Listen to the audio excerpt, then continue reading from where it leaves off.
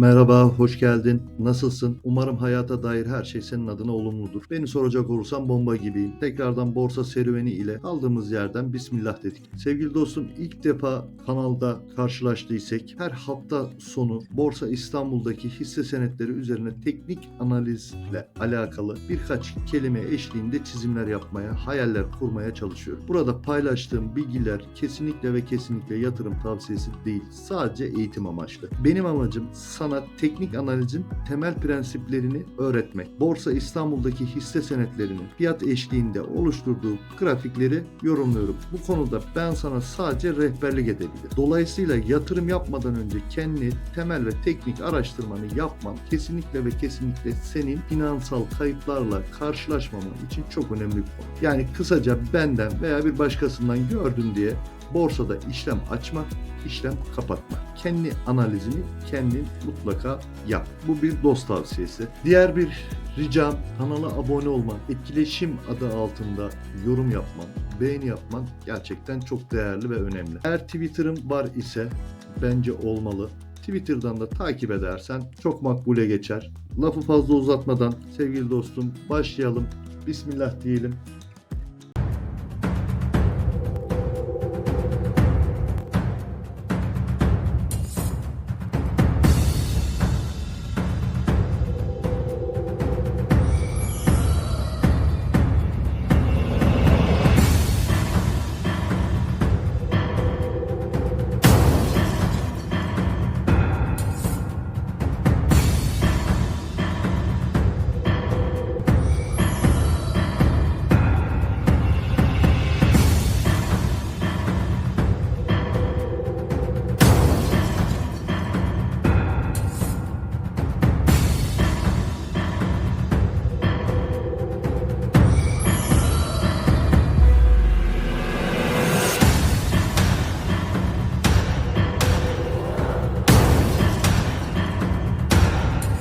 Dostum önümüzdeki hafta için 3. hissemiz Pegasus Hava Taşımacılığı. Malumun baba hisselerimizden bir tanesi. Laf fazla uzatmayalım, hemen başlayalım. Şöyle baktığımız zaman grafiğimize. Önce trendimizin yönünü tayin edelim. Yükselen fiyat trendi içerisinde mi? Evet. Şöyle bakar isem sevgili dostum bir temas, iki temas, şurada çoklu bir temasımız var. Yani yükselen fiyat trendi içerisinde düşen fiyat trendini kırmış gördüğün üzere. Şimdi sevgili dostum 4 saatlik zaman periyoduna geçelim. Daha net görelim, daha fazla mum görmüş olalım. Sevgili dostum şu kısmı neye benzettik? Dedik ki fincan, kulp var burada dedik ve fincan kulpumuzun şu fincan kısmı olsun ama şunu daha güzel çizelim. Şurada da temas noktamız olsun. Sonra şu arkadaşı da şöyle yaparsak evet bu da buranın temas noktası olsun. Dostum fincanımızı çizdik. Kulp kardeşimizi şöyle çizelim. Şu kısmı da şöyle bakar isen senin için bir sakıncası yoksa bu kısmı da biz retest olarak kabul edelim. Şimdi önce kulpun beklentisine bakalım. Zaten kırılımı gerçekleştirmiş. Sevgili dostum fiyat olarak neyi bekliyoruz? 981 noktasını bekliyoruz. Ama şöyle yapayım. Biraz önce Ak Enerji'yi inceledim. Twitter'dan da attım. Oradan kalma enteresan bir grafikti. Şöyle yapalım. Bu fincan kulpun kulp formasyonunun beklentisi 981'di. Şimdi fincanın beklentisine bakalım. Sevgili dostum, onu da retest ettiği yere koyduğumuz zaman 1157 gibi bir değer var. Şimdi bunların haricinde şöyle baktığınızda, hatta bakın, bir ifadenin düzeltme olabilmesi için en az 0,382'lik geri çekilme oluşması lazım ki neredeyse 0,5'lik kadar bir geri çekilme olmuş. Bunu neden çizdim? Sevgili dostum, şuradan bir tane sap çizersem şu kısmı sileyim. Hatta bunun rengini şöyle mavi yapalım. Birazcık da kalınlaştıralım. Daha net gör. Sonra buna şuradan yapar isem daha iyi olur. Bir filama görüntüsü var mı? Sevgili dostum, evet var.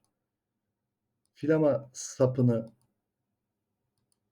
teknik analistler iki türlü kullanıyor. Kırılımın gerçekleştiği yere koyuyorlar ve buradan bir fiyat beklentisi alıyorlar. Diğer teknik analiz grubu da en dip noktasına koyuyorlar. Buradan fiyat beklentisi içerisinde oluyorlar. Benim için her ikisi de makbul. Sevgili dostum, şöyle kısa da 981, üzerinde 1034, üzerinde 1093 ve 1157 olarak 4 tane fiyat beklentisi belirledik. Şimdi şöyle bu kısmı bir silelim, temizleyelim. Daha net işlemler yapabilmek için. Formasyonumuzda fiyat beklentilerini belirledikten sonra bu formasyonun gerçekleşebilme ihtimalini biraz daha artsın diye neye bakıyorduk biz? Tabii ki indikatörlere. Bu indikatörlerimizden ilki üstel hareketli ortalamaydı. Birlikte açalım. Üstel hareketli ortalama indikatörlerini açtığında sevgili dostum, iki tane indikatör karşılıyor seni. Bir tanesi mavi ile çizilmiş. Mavi olan EMA 9. Diğeri turuncu. O kardeşimiz de EMA 21. Üstel hareketli ortalamalar veya hareketli ortalamalar için kitapta şöyle bir ifade yazar. Kısa olan, uzun olan hareketli ortalamayı aşağıdan yukarı kestiğinde bu bütün traderlar için, yani tüccarlar için bir al sinyalidir. Bunu unutma. Zaten burada görüyorsun. Ama geçmişten de teyit edelim. Bak sevgili dostum, 659'dan EMA 9, EMA 21'i aşağıdan yukarı doğru kesmiş. 659'dan nereye kadar? 884 fiyatına kadar. Peki biz 654'ten işlem açmış olsaydık ne olurdu? %34'lük bir kar marjımız olurmuş. Şimdi üstel hareketli ortalamalara baktıktan sonra burayı tekrar temizleyeyim, karışmasın. Üstel hareketli ortalamaları basit hareketli ortalamalarla değiştirelim. Sevgili dostum, iki tane basit hareketli ortalama açtım. Mavi olan Basit hareketli ortalama 9 değil tabii ki 500. Turuncu olan basit hareketli ortalama 200. Neden bunu kullanıyorum? Bir, trend takibi için. İki, Golden Cross var mı diye. Golden Cross dediğimiz ne? Kısa periyotlu olan yani mavi basit hareketli ortalama 50. Basit hareketli ortalama 500 yazmışız. Maşallah. Basit hareketli ortalama 50. Uzun periyodu yani basit hareketli ortalama 200'ü aşağıdan yukarı doğru keser ise bunun özel bir adı vardı. Neydi bunun adı?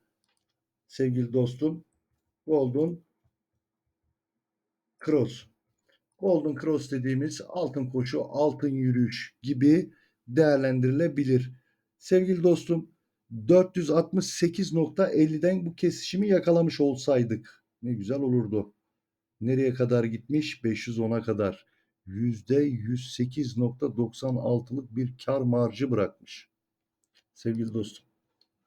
Şimdi peki bu kesişim tekrar bakın 4 saatlikte burada gerçekleşmiş. Günlüğe bakalım.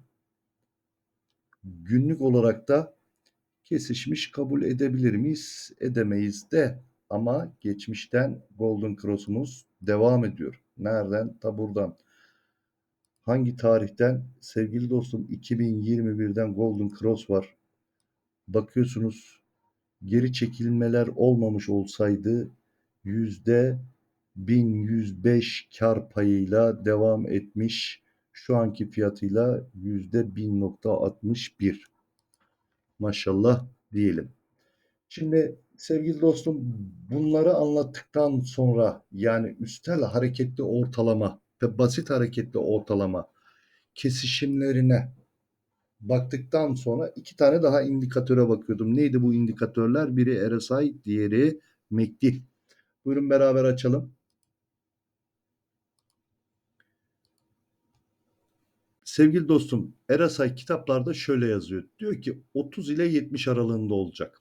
Ama RSI 50'den büyükse bizim için alım yönlü işlemlerin arttığı anlamına gelir diyor.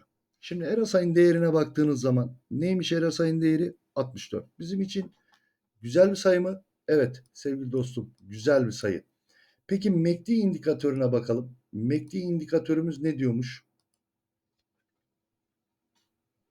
Biliyorsun ki MACD indikatörü de iki tane çizgiden oluşuyor. Bir tanesi mavi, bir tanesi turuncu grafikte. Mavi olan çizgimiz arkadaşım MACD level. Peki turuncu olan nedir dersen o da MACD sinyal. Aynı hareketli ortalama mantığıyla hareket eder.